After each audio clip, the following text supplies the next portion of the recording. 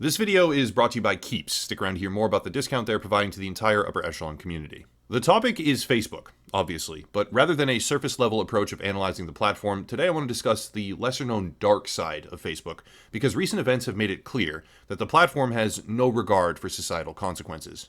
It's no secret that I dislike nearly all social media. Obviously, I use platforms like YouTube, here we are, and I browse a feed on Twitter, which is mostly to explore various topics and conduct my own research, but I have a very skeptical, very jaded view of what social media is, what it's become, and what it does to us. Most notably, I have a critical view of TikTok in particular, which became one of the most popular videos on all of my channel for this entire time it's existed, but the dangers of social media are not relegated to one application alone. They are, sadly, very, very widespread.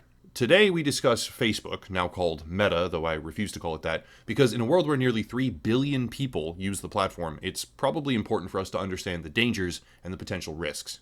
Let's begin. Founded in 2004, Facebook has had a rather controversial journey. In 2013, as the platform exploded in popularity, a skilled hacker uncovered an exploit where you could post content to anyone's wall. This hilariously ended after Facebook ignored him, with a post of the exploit being put on Facebook's CEO Mark Zuckerberg's wall, which finally resulted in the exploit being fixed eventually. However, not all of their controversies are so benign or comedic. In 2012, later exposed in 2014, Facebook ran unlicensed psychological and emotional experiments on nearly 700,000 users. These were non-consenting participants who were manipulated and observed for the purpose of exploring emotional stimuli and user reactions. Criticized by practically everyone under the sun for their lapse in ethical integrity, Facebook apologized, but their history of scandal and controversy is long and very dark. In 2018, Facebook admitted that the platform had been used on an industrial scale to incite violence and genocide in Myanmar. This is more than likely the darkest moment in Facebook's history that we know of, but for today, I want to examine a much more recent series of developments that paint a picture, in my opinion, of a platform that is knowingly evil. Alright, it's that time, once again, for today's video sponsor, and that sponsor is Keeps.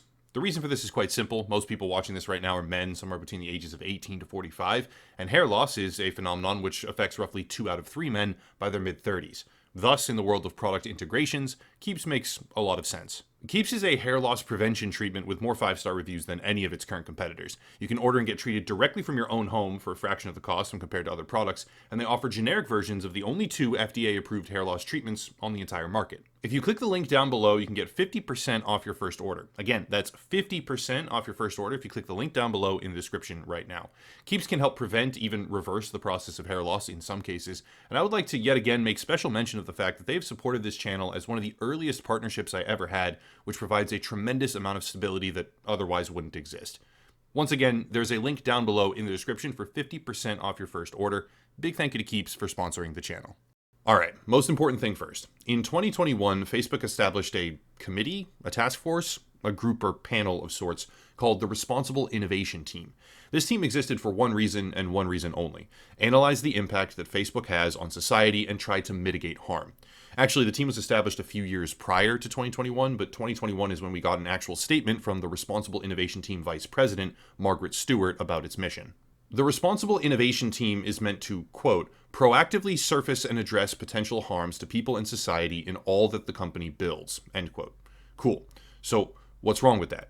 On the surface, nothing. Nothing is wrong with that. I have no idea what the team actually did, but the raw concept is not a bad thing, and could possibly be some sort of positive.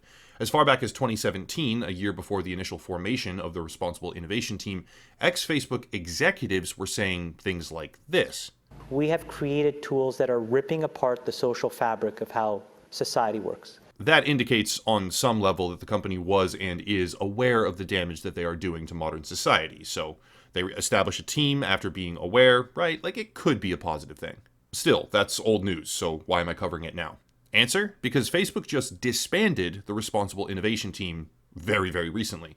Reported by the Wall Street Journal, the team has been dissolved, with employees rearranged into other departments, with a claim that they will continue with similar work, but the fact remains that the committee, or team, designed to assess and mitigate harm to society by Facebook has been disbanded.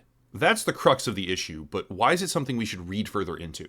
To answer this, we have to dig past the surface level understanding of what Facebook is and what it's been doing, because far from an innocent push towards metaverse technology or something like that, the platform is actually an insidious corporate behemoth doing untold damage to our lives and seeking to do more against future generations. In December of 2017, internal studies from Facebook were published indicating that Facebook is well and truly aware that certain social media uses can cause harm. But far more interesting than what was published intentionally is what they did not make public.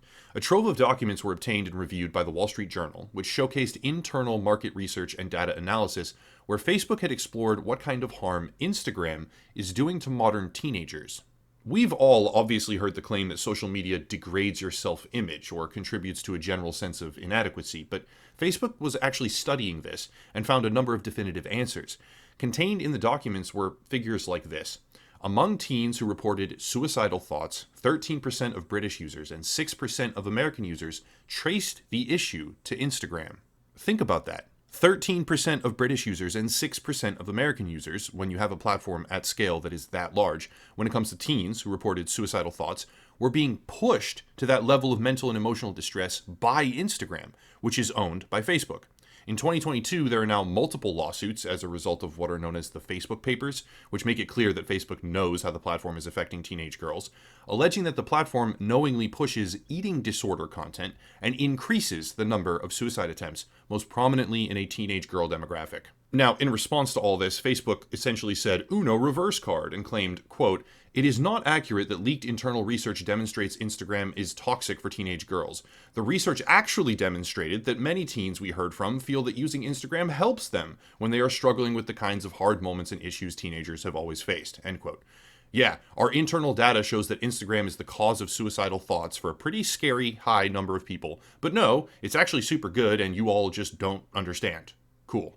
Obviously not good, but now let's add another piece of the puzzle, because my opinion that Facebook is knowingly exerting evil on the world is not stated lightly. Facebook knows, as per their own internal research, that Instagram can be incredibly harmful, and is for a large number of people. Prior executives of the company say that they are tearing apart the fabric of society, and in 2022 they disbanded the team assembled to examine the ethics of the products and business model. But there's more.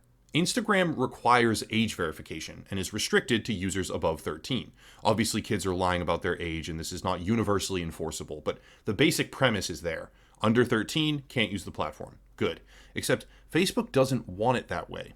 Knowing what Instagram can do, to teenage girls in particular, Facebook was trying to build, or still is, a kids version of Instagram in 2021. Obtained by BuzzFeed News, internal communication reads, quote, "I'm excited to announce that going forward, we have identified youth work as a priority for Instagram and have added it to our H1 priority list." And then further down, priority B, "building a version of Instagram that allows people under the age of 13 to safely use Instagram for the first time," end quote. Wow, okay. It's important to note that this project of theirs was shot down and crushed by both lawmakers and individual users, especially parents. It's not terminated per se, but it's postponed. However, let's review bullet points here and try to frame a complete picture. Facebook assembles a team to try and analyze the ethical pitfalls of what they are doing. Performative or real, I don't know, but they made the team, and they said it was to try and assess the harm that they are doing to the world while being responsible. After that, internal documents begin to show that Facebook is fully aware of damage being done by Instagram in particular. Significant damage, it seems, especially to a teenage girl demographic. Soon after, leaked communication shows that Facebook is trying to build another version of Instagram, this time specifically aimed at kids under 13, who theoretically are too young to use the current damaging product that is increasing suicidality. A little bit after that, despite the initiative being postponed, they disband the team aimed at trying to analyze ethical pitfalls and societal harm, while novel, as in new and unseen before, lawsuits emerge regarding the alleged damage that has been caused by Instagram. According to additional documents reviewed by the Wall Street Journal, Facebook knows internally that 1 in 8 of their users engage compulsively, impacting work, sleep, and relationships. Again, it might not be relevant to mention this ordinarily if Facebook hadn't just disbanded the internal team devoted to, or so they claim, analyzing ethical, moral, and societal harm. In 2017, Sean Parker, former Facebook president, said, quote, "It literally changes our relationships with society, with each other.